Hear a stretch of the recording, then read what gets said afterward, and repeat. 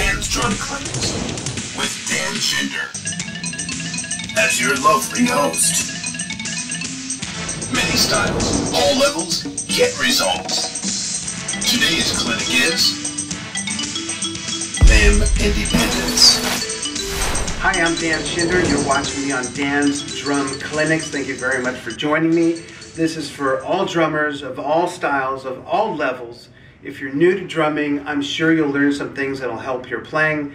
If you're experienced in drumming, you've been playing a long time, like me, or even only 30 years or whatever, I'm sure you'll find some things that'll help you too. Sometimes we all need, even those of us who've been playing 30, 40 years or more, need just friendly reminders and maybe take a moment, a day of practice to just focus on really basic, simple things. So a lot of my clinic lessons will be about that, as well as some really intricate, complicated stuff, which will not scare away you folks new to drumming, because I'm going to teach it in a way where you will believe and know that you can do it, and you will.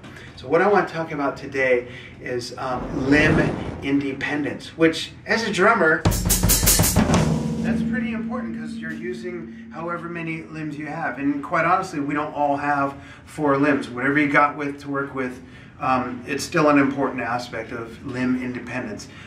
There's a few different exercises you can do, and I'm going to give you an idea for one of them. You can do this with a 4-piece kit. You can do this with a 9-piece kit, a 20-piece kit. But one of the things is just to start out a simple roll. Something like that. And then start to branch a hand out here and there. Throw a hi-hat tap in once in a while. And get your hands just doing and thinking about different things at different times. And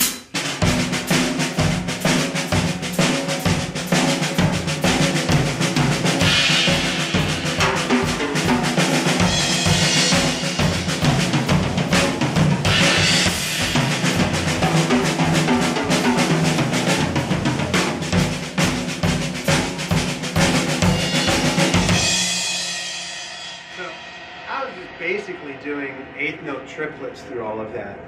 It's really a quite simple exercise, but if you take something that simple and even, throw in 16th notes, 8th notes, quarter note, you can change it up however you want. The idea is just to get some movement in a steady mesh of rhythm and hit some other drums at the same time. So the other way you can also practice limb independence is with some beats and doing fills. When I was younger, much younger, I saw Led Zeppelin in concert, and when I saw John Bonham doing cymbal crashes with his left hand, well, that never occurred to me. I was so young, and I was right-handed. Hey, I'm still right-handed, and I typically would, play. And I'd crash with my right hand, and then when I saw him doing stuff like on Achilles' Last Stand,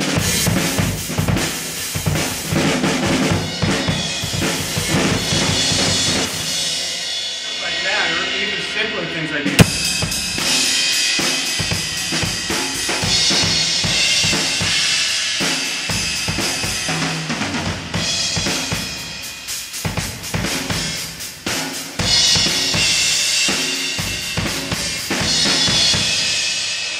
Some real simple fluid movement to get your left hand trained to do some things it doesn't normally do. And conversely, if you're a left-handed player, it's the same thing. Do the same thing with your right hand. Use your traditionally your non-cymbal hand to do some cymbal crashes and things like that. And it'll change all of your playing because it'll help your fills. Your brain will start to think and adapt to your drum kit a little bit differently. And I think it's always important for us to try things we don't normally do, and it will help stretch your playing, I guarantee it. Thanks for joining me here on Dan's Drum Clinics.